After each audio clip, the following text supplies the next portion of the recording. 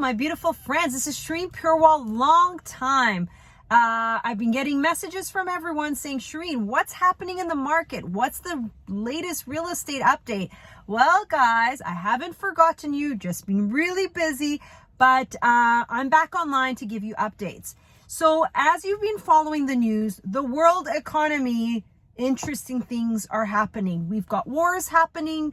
We've got stock market, being very unpredictable. We've got Bitcoin that has dropped, but believe it or not, those Bitcoin traders are making lots of money with the up and down scale. But anyway, sidetrack there. We want to know about real estate and what's going on. So as I mentioned in my newsletter, and again, subscribe and do sign up if you are interested in getting real estate updates in Canada, especially here in British Columbia. The big things that are coming up, guys, is January. January's around the corner. And for you foreign buyers, again, if you want to get in, now's the time. After January, the game's going to change. Okay, so that's one big tip that I got to give out there for my followers and listeners. The other thing is there's a buyer speculation period that they're bringing in British Columbia, which again, I've got real estate agents who watch my channel as well. If you're an agent watching this channel, love to help my colleagues as well. Reach out to me and I'll send you more information. But there's a way you have to write contracts now so that when buyers, if you're a buyer listening to me, if you're putting an offer on a place, you actually have now, not for just pre-sales, it used to be just for pre-sales, for anything you buy, you have a period where you can back out of your contract. Really important thing, but you have to word it specifically and you have to learn how to put that in your contract, and it's effective January, and there's all these rules around it. So get trained up, learn up how to do that. And also for you buyers out there, that will be put into your contract and you will be protected, and you have that option now. Okay, with all the craziness with the multiple offers last year, there's all these rules coming in now to protect buyers, which is a great thing. We as agents want that as well because it's less liability on us.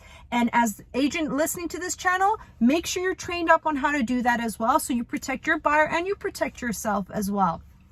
So that's another big thing coming into play. Other information coming into play is, I had one awesome buyer reach out to me and say that the Bank of Canada is not printing money. Okay, let me put it in more technical terms. What the Bank of Canada does is they buy bonds. And buying bonds means they're essentially putting more money into circulation. People call it printing money. Essentially is they're putting more money into circulation when they buy these bonds, okay? They buy the debt and they put more money out there into the economy as a result of that. So let me word it that way to make some happy. But what we're seeing at a world scale is lots of money was put out there into the economy, and now inflation is happening. Inflation may not even be related to that money being put out there. It may be just because of supply chain issues, other issues. But one way to curb this, one of the tools that they have, banks have several tools to try to address this inflation issue. And the one tool that they have at their disposal is, how do we make it harder for money to circulate? And one of the ways is we make money more expensive to borrow. And that's why they're hiking interest rates. What I'm seeing now in the market is buyers are finding it harder and harder to finance money. Banks are asking for more documentation. Banks are essentially trying to cover their back because they're realizing they're going into hard times, and they're realizing investors are getting pickier about who they want to lend money to. So it's feeding down to the market, and buyers now are getting pickier too. They're like, I got money, but I get to pick and choose what I want. Which is awesome. I mean, the market has to be fair. It has to be win-win. Sellers get what they want and buyers get what they want, and it's fair market. But right now we went from one extreme to the other extreme. We went from a seller's market where sellers picked who they wanted, now to the other extreme, which is buyers get to pick what they want. what I'm doing with my customers, and my customers, some of them are like, I want to wait on the sidelines. I just have a buyer. We recently closed 3 months ago. The property was listed for $890, and she may be watching this channel. If you are and you want to give a shout out below. This particular buyer, we looked at a property in a great neighborhood, big piece of land, nice home. We looked at it for $890 and we closed the deal for $750. For me, this was a good, regardless of the market, it was a good buy. Same with anything, regardless of what's happening in the market, if it's a good buy, no matter what time it is, timing of the market it is, get in. So there are those opportunities out there right now for condos, for homes. You just have to be on top of it. You have to have the right person on your side, negotiating it down, or saying, if you do want a condo, let's put this offer in because I know that's what it's worth in this market. So having someone who can make that call for you is critical. If you're a seller right now, if you have to sell, price it right is my biggest tip to you right now. And if not, rent. I just had a lady call me yesterday. I get lots of calls, by the way. God bless all you guys who support me. And I do pick up your calls. And if I can't, email me. I'll always respond to you. I had a customer call me yesterday saying, I want to list my condo. It's closing next week. It's in Esquimalt. And what should I do? And I said to her, first of all, if you're looking to make money and flip your condo, you're not going to do that. So, and also if you're trying to do an assignment where before it closes, you're trying to sell it, you have to pay a percentage to the developer. So it makes no sense to sell right now. What I would do if I were you, I'd rent. You're going to get good rent. Now we went into this whole discussion of property management, which is a video for another topic, another time. I really empowered her to do it herself, even remotely. You can in Victoria, but I mean, I'm not a property manager. I'm not licensed to give tips. That's just a personal thought of mine, which I told her was personal. But anyways, back to the topic is what I suggested to her was in her situation, and every situation is different, that she rents it if she can, if she can afford to, until the market takes a turn back. What are my predictions for the market, guys?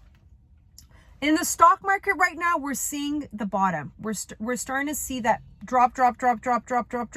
Still uncertainty, but it's starting to do a bit of this, guys. We're starting to see a little bit of this. Unsure, will it go further down or are we bottoming now and heading back up? That's what's happening in the stock market.